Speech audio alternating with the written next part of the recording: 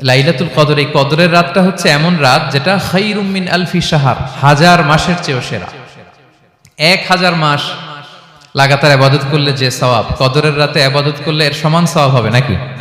সমান হবে না। আল্লাহ তাআলা বলেছেন খায়রুম মিন আলফি শাহর, না, এর চেয়েও শ্রেষ্ঠ, এর চাইতেও বেশি। 1000 মাসে, অর্থাৎ 1000 মাসে হয় 83 বছর 4 মাস। তো কদরের রাতে যদি আমরা ইবাদত করি তাহলে 83 বছর 4 মাস ইবাদত করলে যে সওয়াব, সে সওয়াব আল্লাহ তাআলা আমাদের আমলনামায় নসিব করবেন। তো আমরা যেন এই কদরের রহমত বরকত থেকে যেন আমরা বঞ্চিত না হই।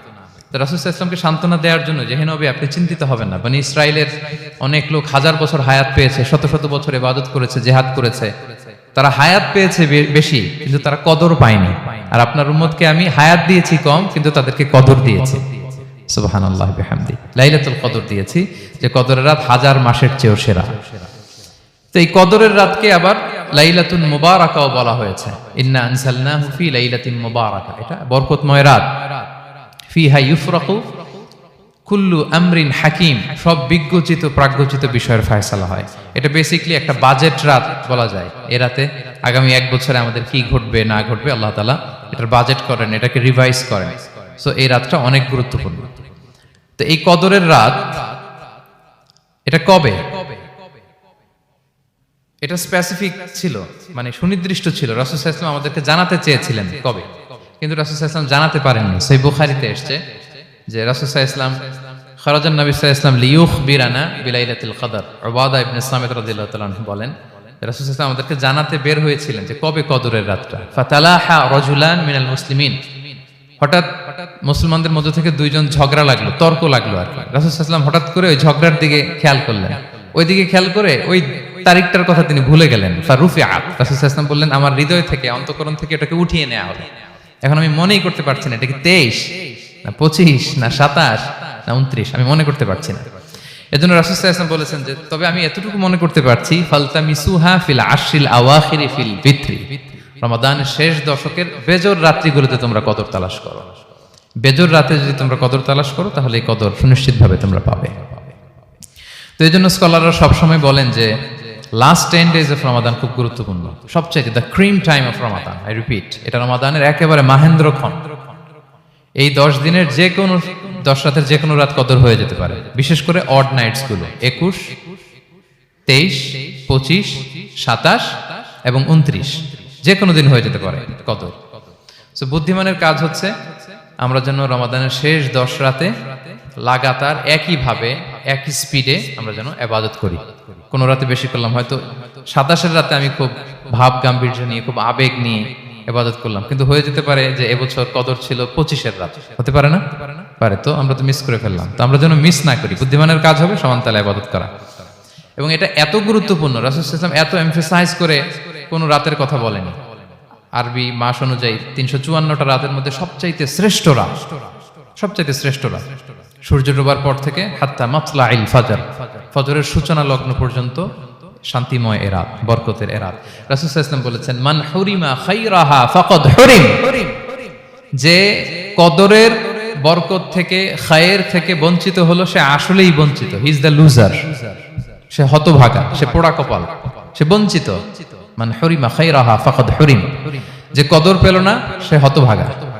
এখন আমরা কি হতভাগা হতে চাই? আমরা তো শুরুতে অনেক হোপফুল ছিলাম, এত এত ব্লেসিংস, এত এত বরকত, রহমতের ফলগুধারায় আমরা প্লাবিত হচ্ছি রমাদানে। তা আমরা তো হতভাগা হতে চাই না। তা আমরা যেন এই শেষ 10 দিন এক তালে আন্তরিকতার সাথে ঈমান ও ইহতিসাবা আমরা যেন ইবাদত করি। সম্মানিত ভাই এবং বোনেরা, তাহলে আমরা সৌভাগ্যশীলদের অন্তর্ভুক্ত হতে চাই, হতভাগা হতে চাই না। আমরা এবার একটু শুনবো যে এটা আশা জাগা নিয়ে একটা মাস। এই মাসের যে রহমত বরকতের যত যত হাদিস কোরআনের আয়াতগুলো আমরা বলেছি, এগুলো শুনলে আমাদের মধ্যে একটা আশা জাগে, আশাবাদী হয়ে উঠি যে আমার এই মাস আমার মুক্তির মাস, আমি মুক্তি পাবো। কিন্তু at the same time it's a month of warning, এটা আবার সতর্কতার মাস। রাসূল সাল্লাল্লাহু আলাইহি ওয়াসাল্লাম বলেছেন রোজা রেখে যে মিথ্যা ছাড়লো না, পাপ ছাড়লো না, তার ধ্বংস। আবার 3 বার তিনি আমিন বলেছেন। বেসিক্যালি এটা একটা বদদোয়া যে মান আদরাকা রমাদান ওয়া লাম ইগফার লাহ, যে রমাদান পেয়েও নিজের গুনাহ ক্ষমা করতে পারলো না, তার ধ্বংস। সো আমরা আশাবাদী হব। আল ঈমানু বাইনাল খাউফি ওয়ার রাজা, বিশ্বাস হচ্ছে আমার মধ্যে ভীতিও কাজ করবে, আবার আমার মধ্যে একটা হোপ থাকবে, এটাই ঈমান। সো আমরা যেন এই ওয়ার্নিংগুলো আমাদের মাথায় রাখি যে আমরা যেন আল্লাহর নৈকট্যপ্রাপ্ত বান্দা হতে পারি, ক্ষমাপ্রাপ্তদের অন্তর্ভুক্ত যেন আমরা হতে পারি। আল্লাহ বলেন লাইলাতুল কদর খায়রুম মিন আলফি শাহর, নবী হে আপনার উম্মতের জন্য আমি কদরের রাত দিয়েছি, যে এক রাতে ইবাদত করলে 1000 মাসের চেয়েও বেশি সওয়াব তারা পেয়ে যাবে। সো এই কদরের রাত যেন আমরা মিস না করি। কোনটা কদরের রাত? আমরা বলেছিলাম শেষ 10 দিন সমান তালে ইবাদত করব। বিশেষ করে আমরা গুরুত্ব দিব অড নাইটস গুলোতে, 21, 23, 25, 27, 29 আমরা গুরুত্ব দিব। এবং রাসূল সাল্লাল্লাহু আলাইহি ওয়াসাল্লাম বলেছেন মান হুরিমা খায়রাহা ফাকাদ হুরিম, যে কদরের বরকত মিস করলো সে বঞ্চিত, সে হতভাগা, হি ইজ দ্য লুজার। আমরা যেন লুজার না হই, আমরা যেন গেইনার হই এই বরকতের মাসে। এবং সবশেষে আমি বলেছিলাম রাসূল সাল্লাল্লাহু আলাইহি ওয়াসাল্লাম স্পেশালি 5টা আমল করতেন, সারা রাত জাগতেন, ফ্যামিলি মেম্বারসদের জাগিয়ে তুলতেন, উৎসাহিত করতেন এবং কোমরে গামছা বেঁধে নামতেন। এরকম ইবাদতের স্পৃহা অন্য কখনো রাসূল সাল্লাল্লাহু আলাইহি ওয়াসাল্লামের মধ্যে দেখা যেত না, যেমনটা শেষ দশকে তিনি করতেন। ইতিকাফ করতেন তিনি, আর ইতিকাফ করলে কদর মিস হওয়ার সম্ভাবনা নেই।